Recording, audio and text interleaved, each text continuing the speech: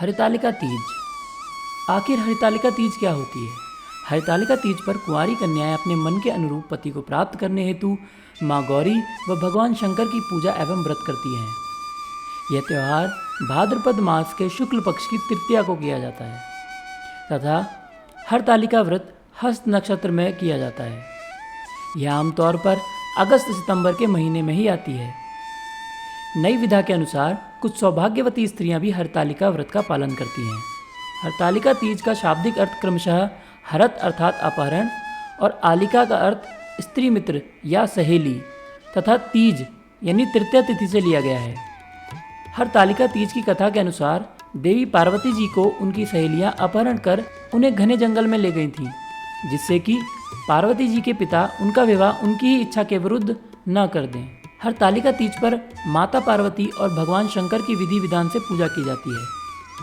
हरतालिका पूजन के लिए भगवान शिव, माता पार्वती और भगवान गणेश की बालू, रेत व काली मिट्टी की प्रतिमा बनाते हैं।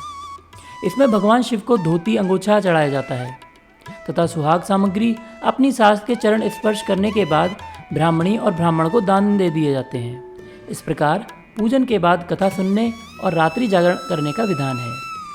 आरती के बाद सुबह माता पार्वती को सिंदूर चढ़ाएं व हलवे का भोग लगाकर व्रत को खोलें। हरतालिका तीज त्यौहार कर्नाटक, आंध्र प्रदेश व तमिलनाडु में गौरी हब्बा नाम से जाना जाता है।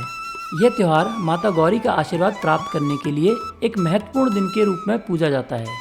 गौरी हब्बा के दिन महिलाएं स्वर्ण गौरी व्रत रखती हैं व माता गौरी से सुखी वैवाहिक जीवन के लिए प्रार्थना करती हैं। इसके अन्य नाम हैं गौरी तृतीया, गौरी हब्बा, स्वर्ण गौरी व्रत इत्यादि। हरतालिका तीज व्रत के विधि एवं नियम। हरतालिका पूजन प्रदोष काल में किया जाता है। प्रदोष काल अर्थात दिन रात के मिलने का समय। सूर्यास्त के बाद के 3 मुहूर्त को प्रदोष काल कहा जाता है। हरतालिका पूजन के लिए शिव, पार्वती, गणेश एवं रिद्धि सिद्धि जी की प्रतिमा बालू, रेत अथवा काली मिट्टी से बनाई जाती है। विविध पुष्पों से सजाकर उसके भीतर रंगोली डालकर उस पर चौकी रखी जाती है। चौकी पर एक अष्टदल बनाकर उस थाल पर रखते हैं। उस थाल में केले के पत्ते को रखते हैं। सभी प्रतिमाओं को केले के पत्ते पर रखा जाता है। सर्वप्रथम शुद्ध घी का दीपक जलाएं। तत्पश्चात सीधे यानी कि दाहिने हाथ में अक्षत, रोली, बेलपत्र, मूंग, फूल और पानी लेकर इस मंत्र से संकल्प करें। उमा महेश्वर सायुज्य सिद्धये हरतालिका व्रत महम करिष्ये। इसके बाद कलश के ऊपर नारियल रखकर लाल कलावा बांधकर पूजन किया जाता है। कुमकुम, हल्दी, चावल, पुष्प चढ़ाकर विधिवत पूजन होता है। कलश के बाद गणेश जी की पूजा की जाती है। उसके बाद शिव जी की पूजा की जाती है। तत्पश्चात माता गौरी की पूजा की जाती है। उन्हें संपूर्ण श्रृंगार चढ़ाया जाता है।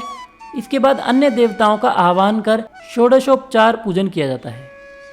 इसके बाद हरतालिका व्रत की कथा पढ़ी जाती है। इसके पश्चात आरती की जाती है, जिसमें सर्वप्रथम गणेश जी की, पुनः शिव जी की और फिर माता गौरी की आरती की जाती है। इस दिन महिलाएं रात्रि जागरण भी करती और कथा पूजन के साथ कीर्तन करती हैं।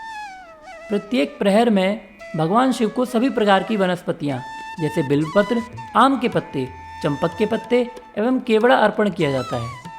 आरती और स्तोत्र द्वारा आराधना की जाती है। हरतालिका व्रत का नियम है कि इसे एक बार प्रारंभ करने के बाद छोड़ा नहीं जा सकता।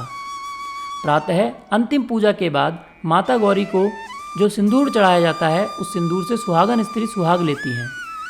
ककड़ी एवं हलवे का भोग लगाया जाता है। उसी ककड़ी को खाकर उपवास तोड़ा जाता है। अंत में सभी सामग्री को एकत्र कर पवित्र नदी एवं कुंड में विसर्जित किया जाता है। भगवती उमा की पूजा के लिए ये मंत्र बोलने चाहिए। ओम उमाय नमः, ओम पार्वत्यै नमः, ओम जगद्धात्रे नमः, ओम जगत प्रतिष्ठये नमः, ओम शांति रूपिण्ये नमः, ओम शिवाय नमः। भगवान शिव की आराधना इन मंत्रों से करनी चाहिए। ओम हराय नमः, ओम महेश्वराय नमः, ओम शंभवे नमः, ओम शूलपाणये नमः, ओम पिनाकवृषे नमः, ओम शिवाय नमः, ओम पशुपतये नमः, ओम महादेवाय नमः। भगवान के नामों का उच्चारण कर बाद में पंचोपचार या सामर्थ्य हो तो षोडशोपचार विधि से पूजन किया जाता है। पूजा दूसरे दिन सुबह समाप्त होती, तब महिलाओं द्वारा अपना व्रत तोड़ा जाता है और अन्न ग्रहण किया जाता है। हरतालिका व्रत पूजन की सामग्री: गीली काली मिट्टी अथवा बालू रेत, केले का पत्ता, विविध प्रकार के फल एवं फूल पत्ते, बेलपत्र, शमी पत्र, धतूरे का फल एवं फूल, जनेऊ, नाड़ा, वस्त्र। माता गौरी के लिए पूरे सुहाग की सामग्री, जिसमें चूड़ी, बिछिया, काजल, बिंदी, कुमकुम, सिंदूर, कंघी, महावर, मेहंदी आदि एकत्र की जाती है। इसके अलावा बाजारों में सुहाग पूड़ा मिलता है, जिसमें सभी सामग्री होती है: घी, तेल, दीपक, कपूर, कुमकुम, सिंदूर, अबीर, चंदन, नारियल, कलश। पंचामृत के लिए घी, दही, शक्कर, दूध, शहद। हरतालिका तीज व्रत कथा। एक कथा के अनुसार मां पार्वती ने अपने पूर्व जन्म में भगवान शंकर को पति रूप में प्राप्त करने के लिए हिमालय पर गंगा के तट पर अपनी बाल्यावस्था में अधोमुखी होकर घोर तप किया। इस दौरान उन्होंने अन्न का सेवन नहीं किया, काफ़ी समय सूखे पत्ते चबाकर ही काटे और फिर कई वर्षों तक उन्होंने केवल हवा ही ग्रहण कर जीवन व्यतीत किया। माता पार्वती की यह स्थिति देखकर उनके पिता अत्यंत दुखी थे। इसी दौरान एक दिन महर्षि नारद भगवान विष्णु की ओर से पार्वती जी के विवाह का प्रस्ताव लेकर मां पार्वती के पिता के पास पहुंचे, जिसे उन्होंने सहर्षि स्वीकार कर लिया। पिता ने जब बेटी पार्वती को उनके विवाह की बात बतलाई तो वे बहुत दुखी हो गईं और जोर जोर से विलाप करने लगी। फिर एक सखी के पूछने पर माता ने उसे बताया कि वे यह कठोर व्रत भगवान शिव को पति के रूप में प्राप्त करने के लिए कर रही हैं, जबकि उनके पिता उनका विवाह श्री विष्णु से करना चाहते हैं। तब सहेली की सलाह पर माता पार्वती घने वन में चली गईं और वहाँ एक गुफा में जाकर भगवान शिव की आराधना में लीन हो गईं। माँ पार्वती के इस तपस्विनी रूप को नवरात्रि के दौरान माता शैलपुत्री के नाम से पूजा जाता है। भाद्रपद शुक्ल तृतीया तिथि के हस्त नक्षत्र में माता पार्वती ने रेत से शिवलिंग का निर्माण किया और भोलेनाथ की स्तुति में लीन होकर रात्रि जागरण किया।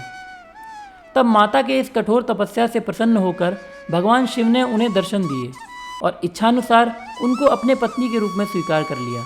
मान्यता है कि इस दिन जो महिलाएं विधि विधान पूर्वक और पूर्ण निष्ठा से इस व्रत का पालन करती हैं, वे अपने मन के अनुरूप पति को प्राप्त करती हैं। साथ ही यह पर्व दाम्पत्य जीवन में खुशी बनाए रखने के उद्देश्य से भी मनाया जाता है।